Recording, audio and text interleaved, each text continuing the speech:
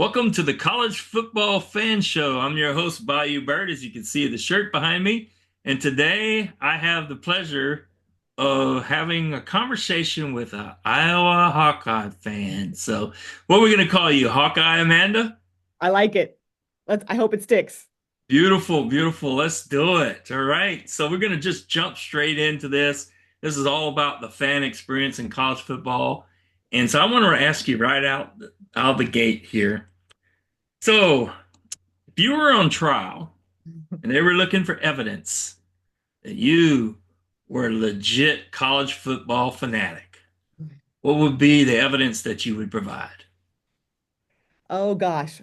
Um, I think really it's my desire to keep going back for more. So even as an alumni, I try to get back as often as I can, go to games, have traveled to the championship game in Indianapolis. Did you? Um, yes, it was a unfortunate game for Iowa, but it was still a lot of fun. So it was in 20 I can't remember what year we went, 2022, I think. It was Iowa, Michigan, and Ooh. great weekend. My husband and I had never been to well, I had never been to Indianapolis before. I don't think Frank had either, and we just had a great time in the town. Hung out with all kinds of great Iowa fans. We were sure we were going to win. Didn't turn out that way, but we had a lot of fun anyway. It was a great experience, and so I think it's really not only was I a fan while I was in school, but every bit as strong a fan now. Wonderful. So like you're like people that know you, would they say, "Oh yeah, Amanda, she's a staunch Hawkeye fan." Indeed, yes, I think so. I think most people who know me well, that would be one of the things they say about me. Okay, one of many great, wonderful things in your illustrious life. Oh, thank you. For I the viewing audience, I've known Amanda now for about, I guess, 15 plus, maybe 20 years, think closer to 20, but I think it's been 20. something like that. Yeah, Yeah, yeah. and so met her through other co-workers. We both worked at the same place at NASA's Johnson Space Center for quite some time. I think she's still plugged into the space program, but nonetheless, that's how we know each other. And she's got a wonderful, infectious personality. So I say, hey, let's bring Amanda on and talk about the Hawks. Thank you. Okay, so let's move things into the one of my favorite topics on this podcast that I want to explore with folks is meaningful, special relationships that get formed in or about being a Hawkeye fan. So, has anything come to mind for you in that domain? Yeah, a couple things. I think, when you're a baby and you first arrive on campus and you're new in a new place, likely don't know a lot of people. You're getting to know your floor mates at your dorm.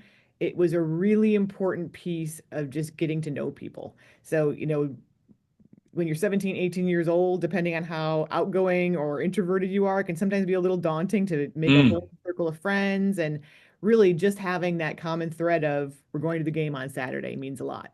So you can, group up with people, you can find things to talk about. It's a fun day. It really, really helps to start those relationships at college. awesome. So, do you have like one or more friendships that persist to this day through that experience? Absolutely. One of my best friends to this date, Jill Warner. Um, so she was our neighbor in the dorms, and we absolutely had so many fun times watching football, whether it was in the stadium or at a bar in town. Really, that is a friendship that has lasted forever, and it will never go away. And then when we moved into our first apartment, our neighbors were, of course, also Hawkeye fans and students, and so we became very good friends with them. We had a little pregame. The very first time we really kind of hung out was a pregame party at their apartment. And they became family. We wound up sharing a house with them for a year on campus. So it really does help to bring people together, and just have a lot of fun together, something to cheer for, and a good day. Beautiful. So, I see the word Jill and the word family and Hawkeye football all kind of like come together there for you in your explanation. So, that was a great share. Thanks for that. Yes, yes. Okay, so Hawkeye fan. Now, tell somebody in the viewing audience maybe what other relationships that you shared with folks that might have like catalyzed your staunch Hawkeye status. Gosh. Really, so it was more than football. When I was in school, I was very fortunate. I was a student in the physics department. It was a very special group of faculty. And although it wasn't directly football, my love of the University of Iowa was all wrapped up in that. And so, I met several mentors who are still my mentors and friends to this day, professors who Awesome. I studied under. Vincent Rogers is a dear friend and was just instrumental in really keeping my motivation high, making sure I really saw the best in myself. And as he once said, took myself seriously. He really helped me with that. So I think, Mm. you know, it really is more than just football. That whole football fan energy and experience, it just has tentacles all over the universities, right? It gets you excited about it, brings all these common experiences, memories together, and so it really it does more than just form football related relationships. Ooh, okay, so extemporaneous commentary here. I've been known to do that. So I once became a spiritual director, and I asked myself, what the heck is spirituality? And Mhm. of course, there's a lot of explanations for that, but part of it is it's like this deep connection to Mhm. something of meaning in your life. And so you said family and spirit. So the whole spirit of the Hawkeye experience on campus, the state of Iowa, Hawkeye football, they're all like coupled together, it sounds like. Absolutely. Absolutely. Okay, so now let's touch on maybe is there any good humored ribbing for any rivals that you've been a part of? Yes, in fact, well, the Iowa State rivalry is always fun, and I would say that one is it's very good natured. We certainly like to get on each other before the game and during the game, but after the game in town, in the evenings, we all got along together, right? It was a very friendly camaraderie, and it's funny. So on my team here, when you think about work, I have three teammates who are Iowa State folks and one who's an Iowa person. So we even keep that good rivalry going here in the office, and we do a little gambling and poke fun at each other every chance we get. But the Iowa State one is a particularly fun rivalry, I'd say. Okay, so I have had the pleasure. I moved a friend of mine from down here back up to Iowa. Oh, And when we were up there, we made the road trip from Ames to Iowa City and went saw Iowa State at Kinnick Stadium. did So you? yeah, I did some tailgating and saw the Cyhawk Trophy and all that stuff. So while you were a student there, Yeah. how'd you come out on the Cyhawk Trophy? During the years I was there, the football team was not very good. I'm trying to, I don't think I know the record for the years I was there. Okay, I, fair I'd enough. have to go look it up. Yeah. Okay, Mhm. but you participated in that, of Oh course. yes. Oh yes. Yeah. And then actually just 2 years ago, one of my teammates who I just told you about, he and his wife and my husband and I traveled up to Des Moines to go watch the Iowa State game, and it was just a great time. So in Des Every bit Moines? as much of fun. Yeah, we went to Des Moines. So that year, the Cyhawk was in Des Moines. So we went up there and had just a great time together. Every bit as much fun as when I was a student.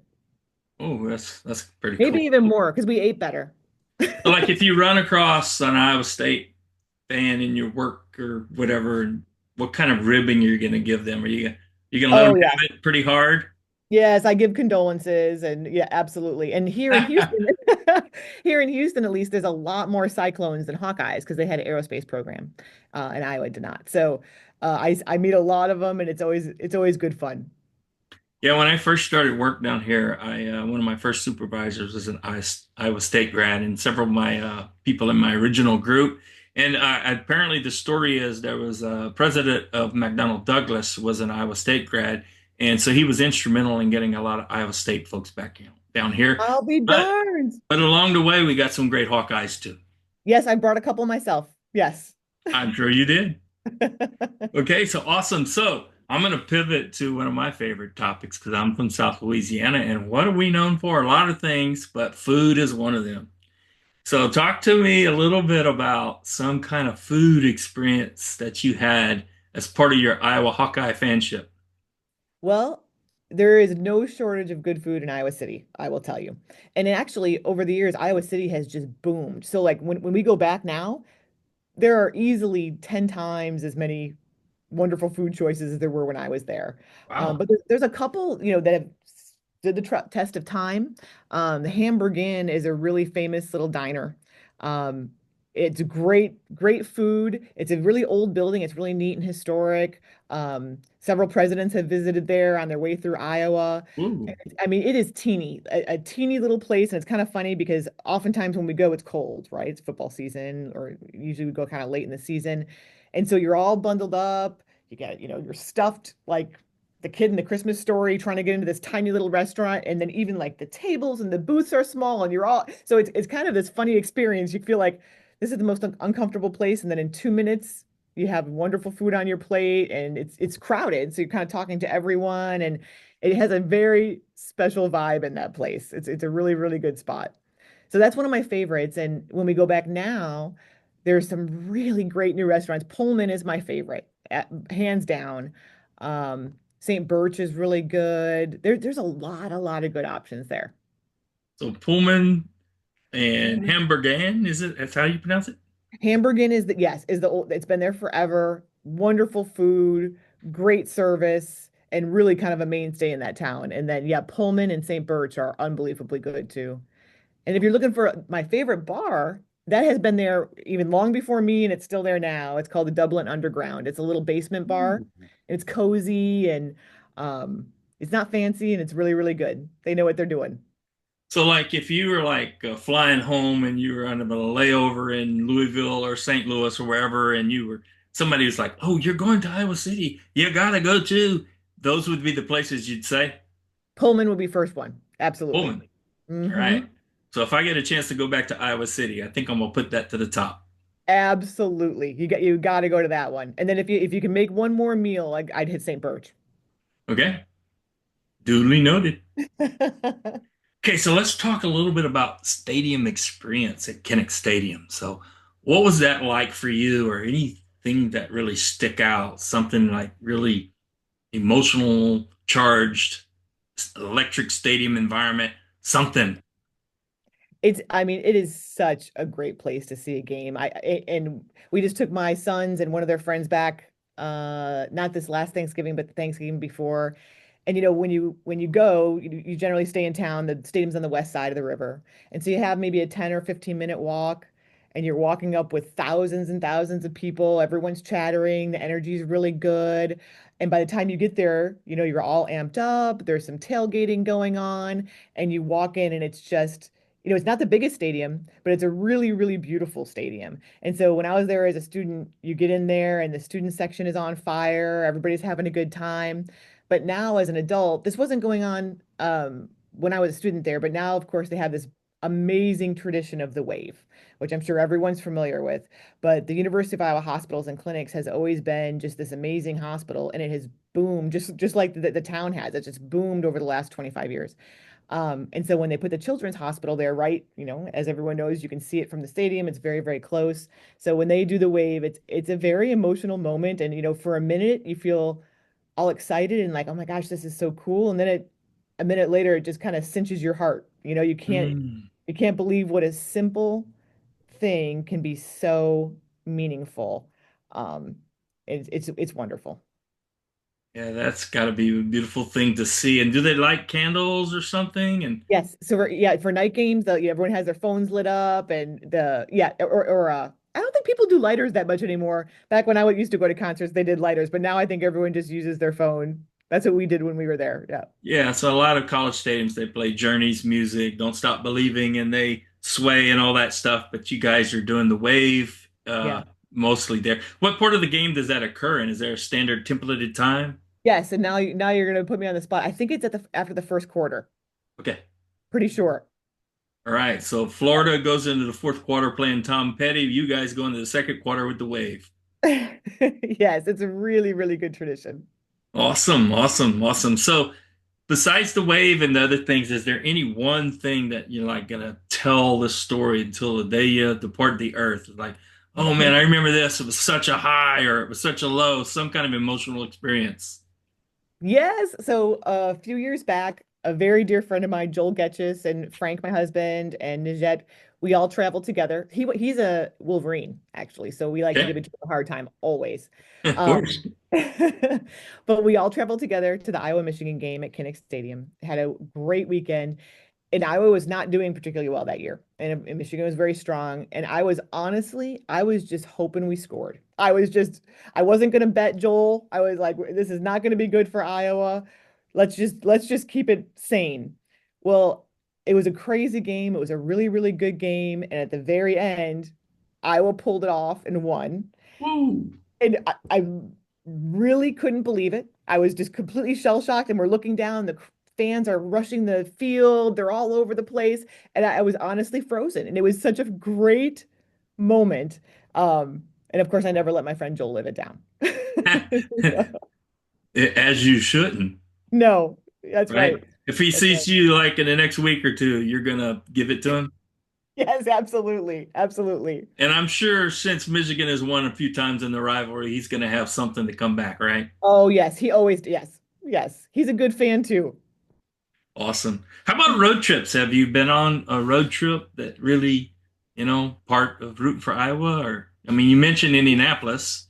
Indianapolis was great. Well, while I was a student, I didn't never travel for an away game.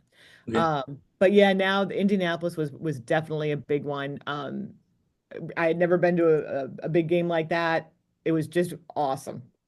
And opposite of the Michigan game, I was sure we were going to win that one, but that didn't quite turn out as expected either. Funny how that works. Yes, It's a yes. journey, right? Yes, but met lots of great Iowa fans that, in the hotel before and up in town as we're enjoying the city, and it was a really great weekend. But Yeah. Joel and a couple other friends were blowing up my phone within the first 3 minutes of the game. So All the better, right? In the big yeah. picture, there's more stories to tell. Oh yes, oh yes. I remember having somebody cook some, I think it was some Polish sausage for me outside of the tailgate when I went to the Iowa State game. Those were quite good, really Oh yeah, juicy. absolutely. Yeah, you have to go to the Midwest to get good brats and good Polish sausage. Yes. Yep, yep, that's true. So let's talk about the coach of Iowa, Kirk Ferentz, right? Who a person I really admire, and actually, as an LSU fan back years ago, there was potential discussion about trying to lure him over there, and I was like, I think I could live with that. But of course, he stayed. He's like one of the gentlemen of the sport, longest tenure, I think, or right about there. So, talk to me about him and leadership and his coaching and his influence and character development, all those good things. What have you observed?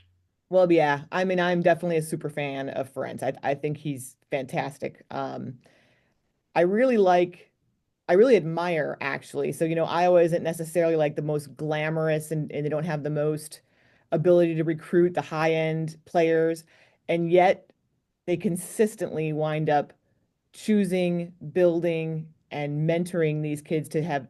I think they have like the highest number of NFL. Um, no, I can't remember the position, but Tight they end? I think it might be tight end, but Something but like that.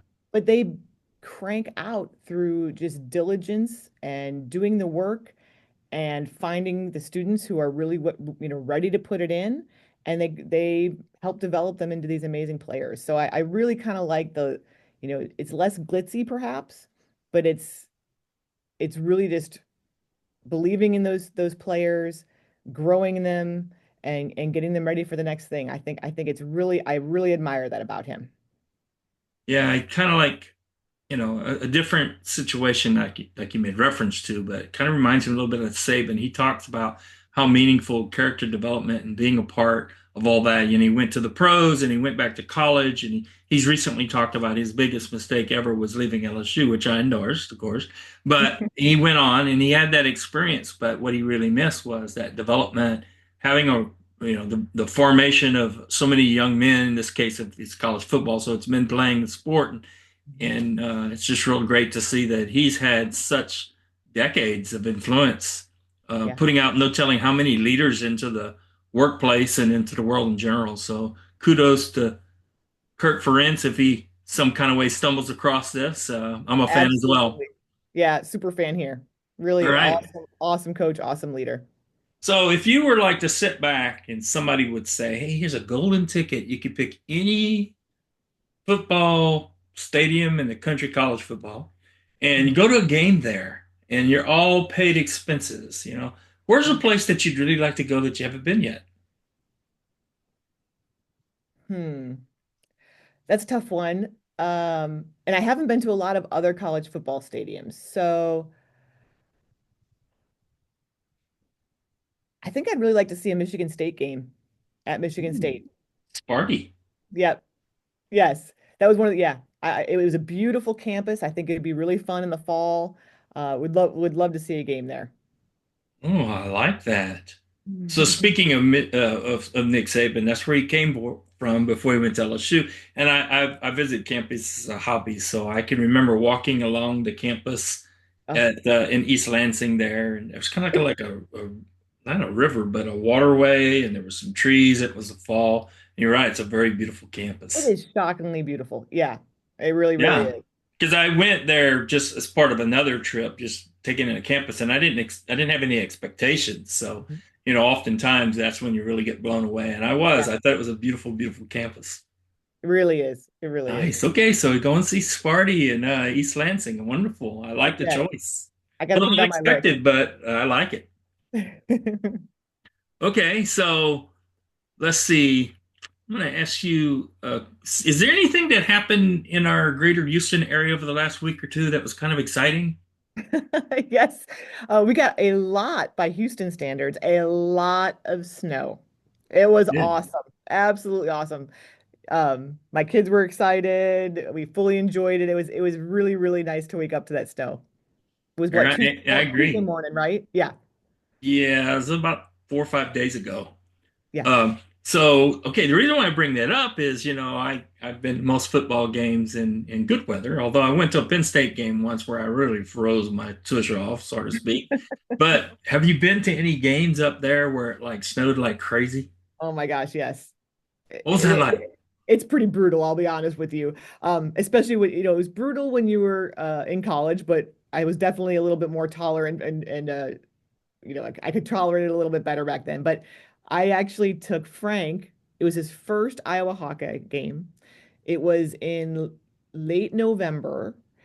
And Mm, I knew he had never seen a game in person in that kind of cold. And so I kind of prepped him before. I was like, it might be really miserable, but it'll be worth it. I was talking it up, it's going to be great.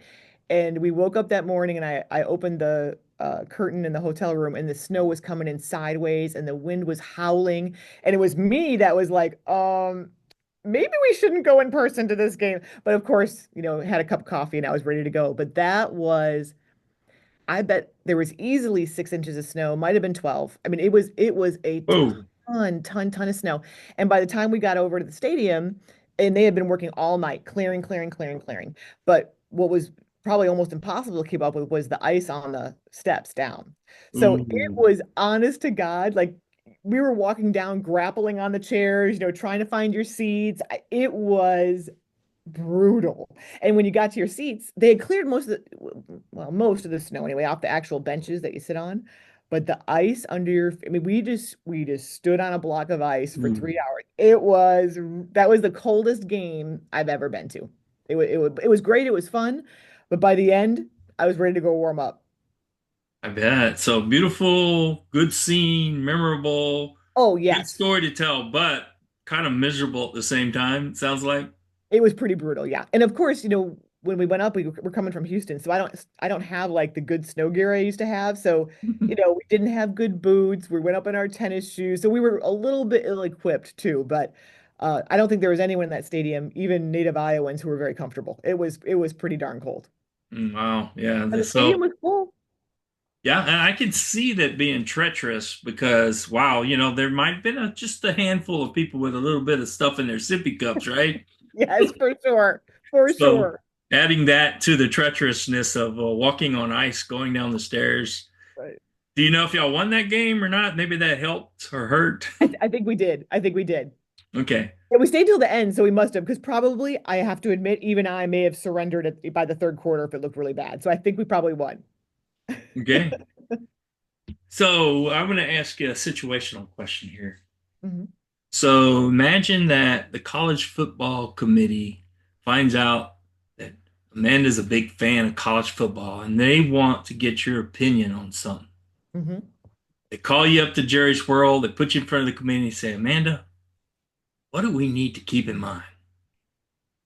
Mm. Um, I really would hope that even with the changes and paying the players who deserve the payment, I really hope that we keep the feeling of college football the same. Um, I would hate to see it turn into like a mini professional league. There's something unique and special about college football, and I hope that that feeling that we all get, that we all love to talk about, like just now, even many years after leaving college, I hope that they're able to preserve that feeling. Mm, love it. Perfectly stated. I'd give that same speech to them, I think. Feeling, right? Right. Yes, Because, that's really what the fans are excited about to begin with. You're not going over there just being stoic. You're there to embrace that. Thank you yes, for that. yes. Okay, so we're getting close to wrapping this up. So can you tell us something that if you run into somebody in a land, like say you're on travel to another country or something, whoop, you run across a Hawkeye fan. How you gonna greet them? Go Hawks! That's all you have to say. And And what are they gonna say? that has happened to me. It's happened to me, well, several times, of course, in Texas when we were on vacation. But last Christmas we were in the Dominican Republic, and walking down the beach, and I think Frank had his Hawkeye hat on. I don't think it was me. And someone said from way down the beach, "Go Hawks!" And we knew right away we had found a couple of friends. So it Oh, works. awesome. And did they say go Hawks in return? Oh yes, That's the standard. yes, absolutely. I kind of knew that, but I wanted to hear you say it. Okay, well, man, I think that's gonna wrap up our episode here. I really appreciate you being willing to come and share your feelings, your thoughts, your memories, all the things that make college football special to you. So I greatly appreciated it. I knew that you would represent with that wonderful, cheery spirit that you always have. And other than that, just thanks for being a fan of college football and appearing. And it's been a fun time chatting with you. Truly my pleasure. All right, bye bye. Goodbye.